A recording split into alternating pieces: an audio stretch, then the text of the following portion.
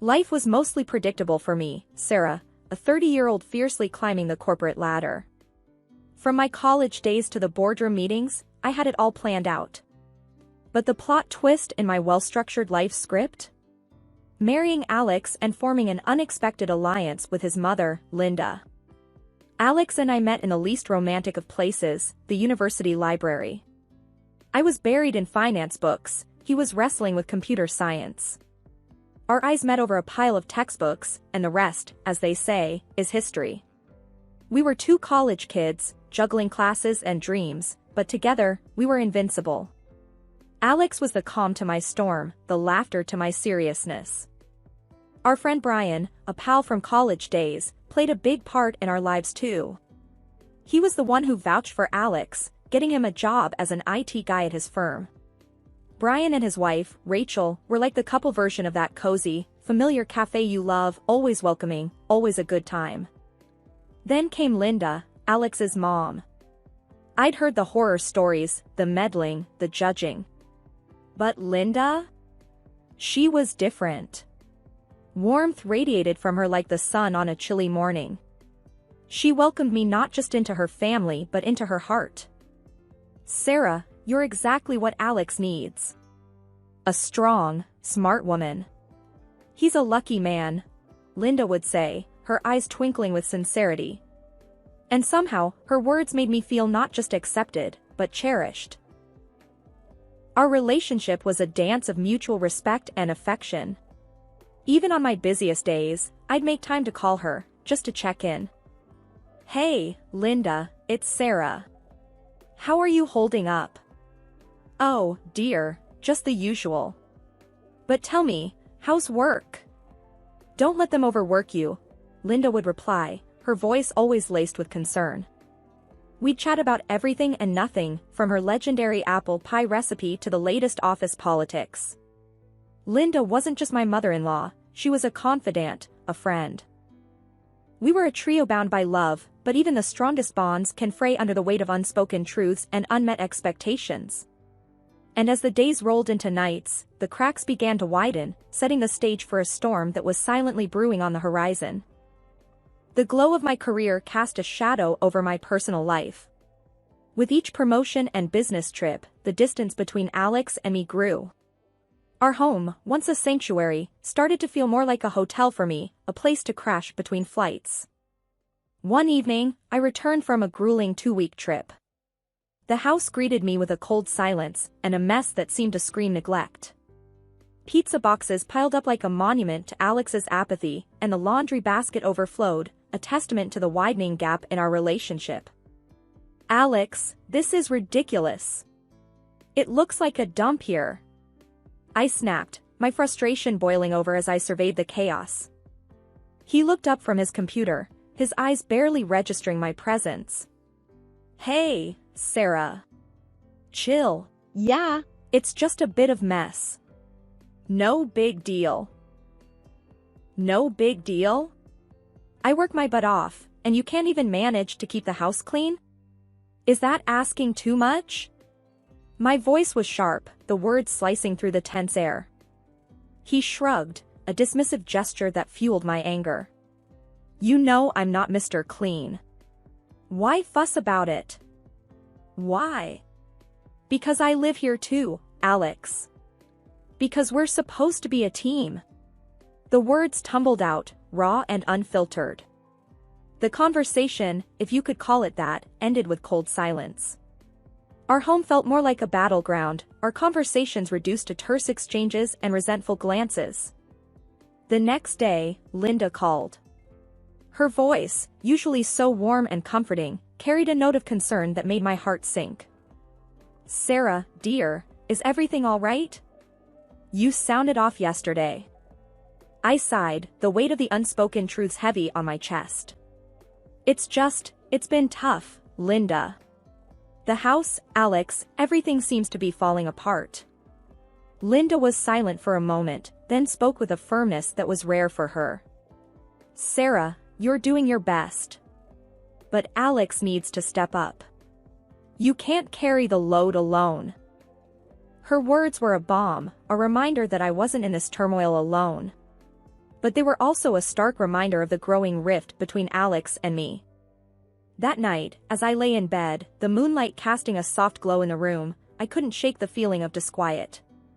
The once comforting silence now felt oppressive, filled with the echoes of our failing relationship. "Alex, we need to talk. This can't go on," I whispered into the darkness. He turned to face me, his face a mask of indifference. "What's there to talk about, Sarah? It's just a bit of mess, not the end of the world." "But it's not just the mess, Alex. It's us. We're drifting apart, and if we don't do something, I'm afraid we'll end up strangers living under the same roof." He didn't respond, the silence between us growing louder than any words could. In that moment, I realized that the cracks weren't just beginning to show, they were widening, threatening to split the very foundation of our marriage. The days leading up to Thanksgiving were supposed to be filled with the warmth of family and the joy of togetherness. However, life had other plans. Linda was hospitalized due to an exacerbation of her chronic illness. The hospital's sterile, impersonal halls were a stark contrast to the festive atmosphere we had hoped for. Sitting by her hospital bed, I held her hand, her usual warmth diminished by the cold touch of 4 needles. "Linda, you won't spend Thanksgiving here. I'll pick you up and we'll celebrate at home, just like we always do," I assured her, squeezing her hand gently. She smiled weakly, a shadow of her usual vibrant self. "Thank you, dear. But what about your work? You're always so busy," she murmured, concern for me outweighing her own discomfort. "Don't worry about that, Linda. You're more important," I replied, though the weight of my responsibilities loomed large in my mind. However, just as I was ready to put work aside for family, my boss dropped a bombshell. He called me into his office, his expression grim. "Sarah, we need you on an urgent business trip. It's critical, and I wouldn't ask if it weren't absolutely necessary." I felt torn, caught between my commitment to my family and my duties at work. "But sir, it's Thanksgiving, and my mother-in-law is in the hospital. I promised her I'd be there," I explained, hoping for some understanding.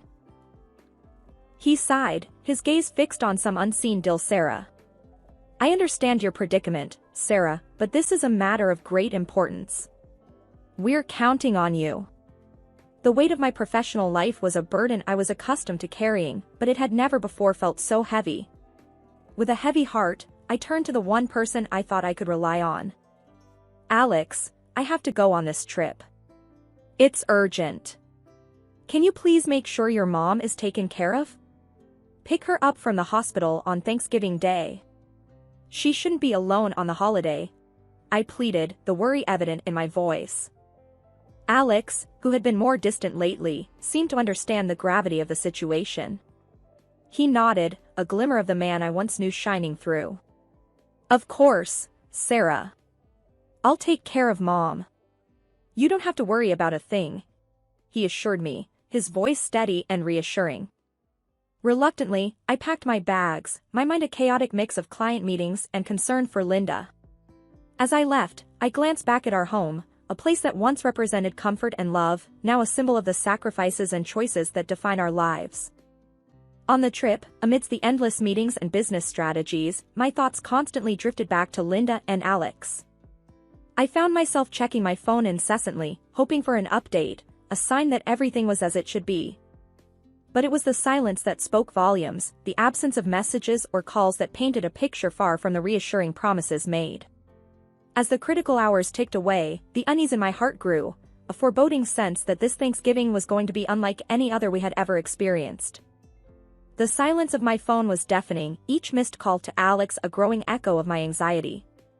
The business trip, usually a whirlwind of meetings and networking, felt like a slow crawl, each moment stretching out with worry for Linda and frustration towards Alex.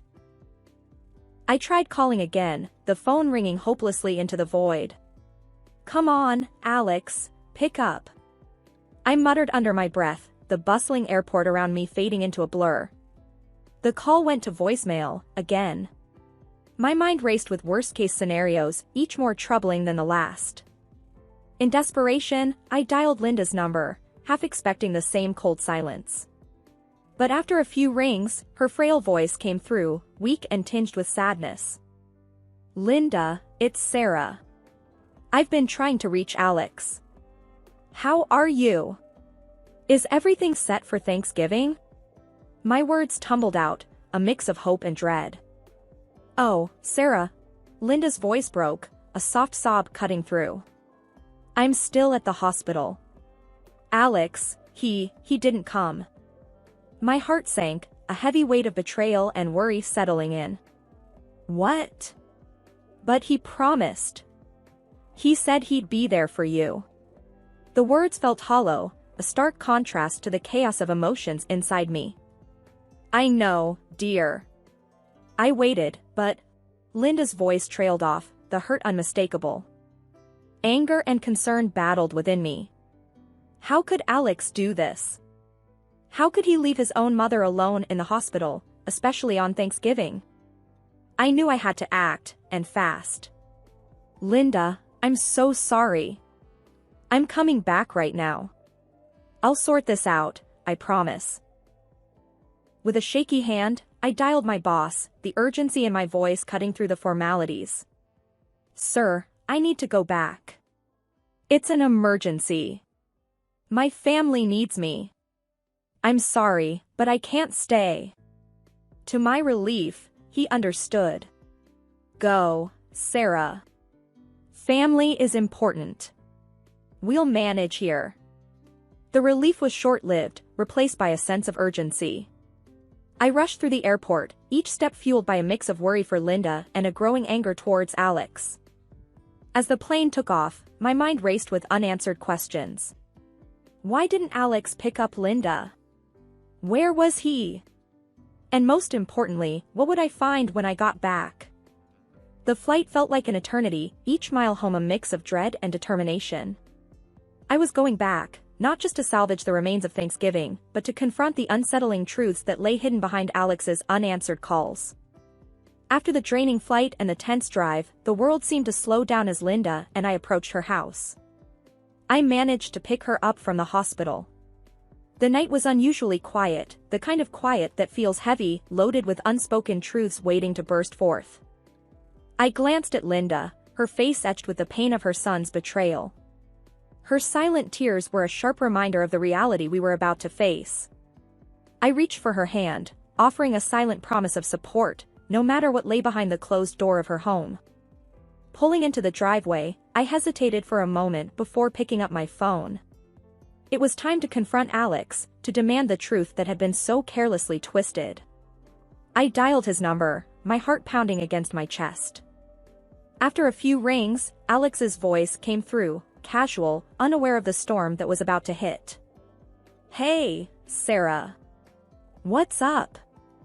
Alex, where are you? And where's your mom?" My voice was steady, each word a carefully laid trap. There was a brief pause, and then, "Oh, Mom's right here. We're at her place, getting things ready for Thanksgiving, just like we planned." The lie was so blatant, so hurtful, that for a moment, I couldn't breathe. Linda, sitting beside me, let out a soft whimper, her heartbreak audible in the cramped space of the car. I ended the call and turned to Linda, her face a portrait of a mother's heart shattered by her own son's lies. "We're going to get to the bottom of this," I assured her, though my voice trembled with my own swirling emotions. Linda nodded, a silent warrior bracing for the battle ahead. We got out of the car and walked up to the front door. The familiarity of the place, once a symbol of family gatherings and joyous celebrations, now felt tainted, corrupted by the web of lies spun within its walls. Linda, with a hand that trembled ever so slightly, unlocked the door. We stepped inside, the dimly lit hallway leading us towards the faint sounds of conversation and laughter, a stark contrast to the somber mood that clung to us like a second skin. As we moved quietly towards the living room, the reality of the situation hit me like a physical blow. There, in a scene that seemed surreal in its normalcy, was Alex, sitting cozily next to Rachel, Brian's wife. The laughter, the intimacy of their posture, spoke volumes of the betrayal that had been hiding in plain sight. For a moment, time stood still. The air was thick with tension, the silence a stark prelude to the storm of emotions about to be unleashed. Linda's presence beside me was both a source of strength and a poignant reminder of the pain inflicted not just on a wife, but on a mother. The silence in the room was deafening, the air thick with the tension of a moment that none of us could have imagined. Alex and Rachel, caught in the act, looked like deer in headlights, their guilt written all over their faces. "What the hell is this, Alex?" My voice was a mix of rage and disbelief, my words cutting through the silence like a knife. Alex stuttered, his usual laid-back demeanor shattered by the gravity of the situation. "Sarah, it's not what it looks like. I can explain." "Explain? Explain how you could do this to your own mother? To me?" I shot back, the fury in my voice making my hands tremble. Linda stood silently, her eyes fixed on her son, the pain and betrayal in her gaze more piercing than any words could ever be. Rachel, her face pale and tear-streaked, finally found her voice. "Sarah, please, don't tell Brian. This was a mistake. A terrible mistake." "Mistake? You call this a mistake?" I couldn't contain the bitterness in my voice. "You both made choices, selfish, hurtful choices. And now, you want to sweep it all under the rug like it's nothing?" Alex tried to speak, to salvage what little he could from the wreckage of lies. "Sarah, please, let's talk about this. We can fix it." "Fix it? How, Alex?" "By pretending that your affair, your betrayal of everything we stood for, never happened?"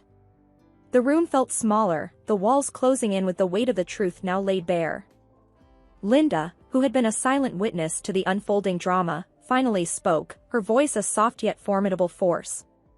"Alex, how could you? After everything, how could you do this to your family?" Alex's gaze dropped, unable to meet the eyes of the two women he had hurt the most. The room was filled with the sound of broken hearts and shattered trust, the aftermath of choices that could never be undone.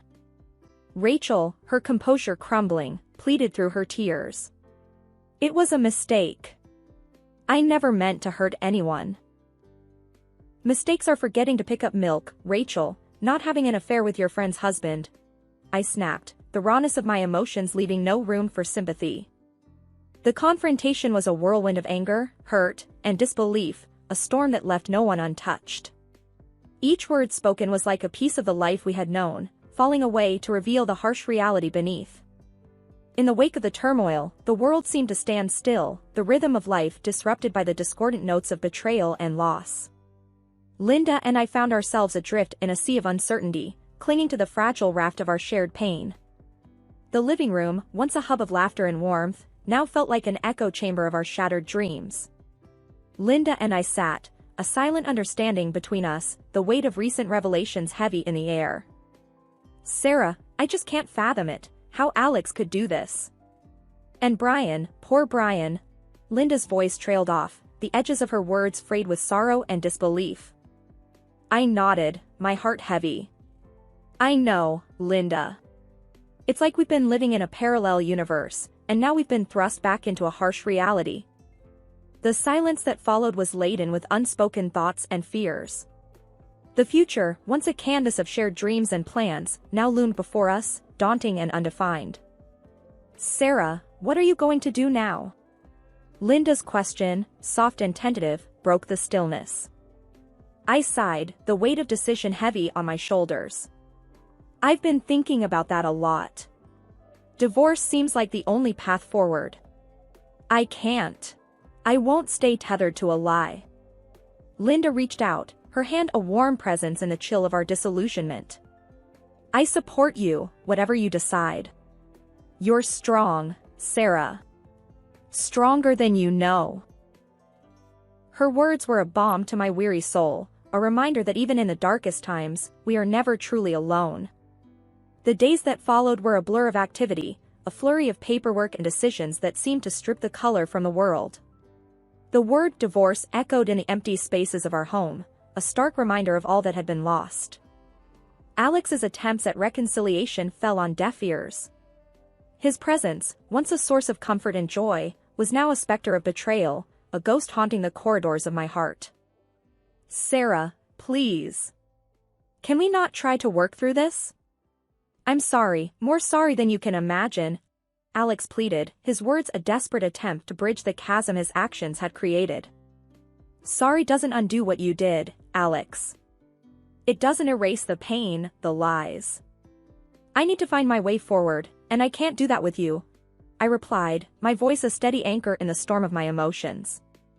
The revelation of Alex and Rachel's affair sent shockwaves through our lives, but the fallout didn't end there.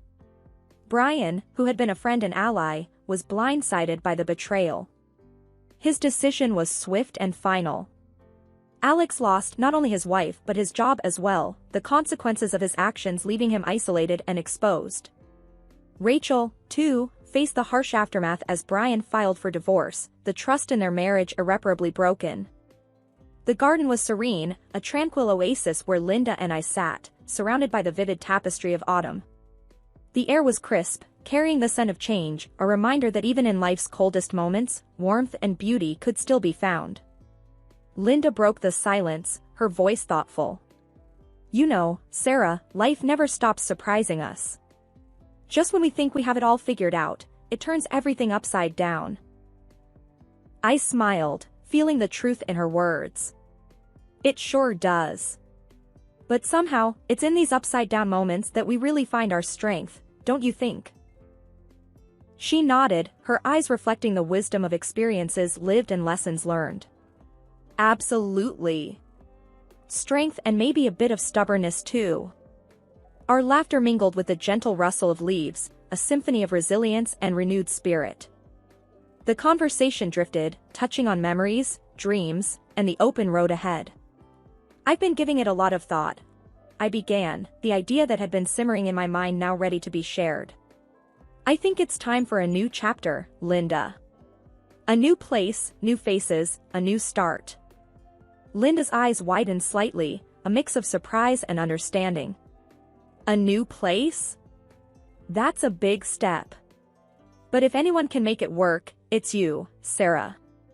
What's on your mind? Somewhere far from here.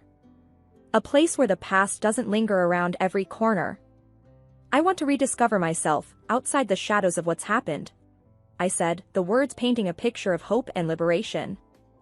Linda reached for my hand, her touch a warm anchor in the sea of uncertainty. You'll always have a place here, Sarah. No distance can change that. And remember, I'm just a phone call away, day or night. I squeezed her hand, grateful beyond words. I know, Linda. And that means the world to me. But I feel like this is something I need to do. To prove to myself that I can start over, that I can build something new from the ground up. We all need that sometimes, a fresh start, Linda mused, her gaze following the flight of a lone bird across the sky. And while you're out there, building your new life, never forget how strong you are, Sarah. You've weathered a storm many couldn't, and you've come out stronger on the other side. The sun began its descent, painting the sky in shades of orange and pink. The garden, a riot of colors and life, stood as a testament to new beginnings and the resilience of nature. As the day faded into evening, the garden became a silhouette against the twilight sky. Linda and I sat in comfortable silence, two souls connected by shared experiences and an unbreakable bond. With Linda's support in my heart and the lessons of the past in my mind, I stepped into the new chapter, ready to embrace whatever lay ahead. The journey wasn't about forgetting or leaving behind, it was about moving forward, carrying the wisdom of experience as a beacon in the journey towards a new horizon.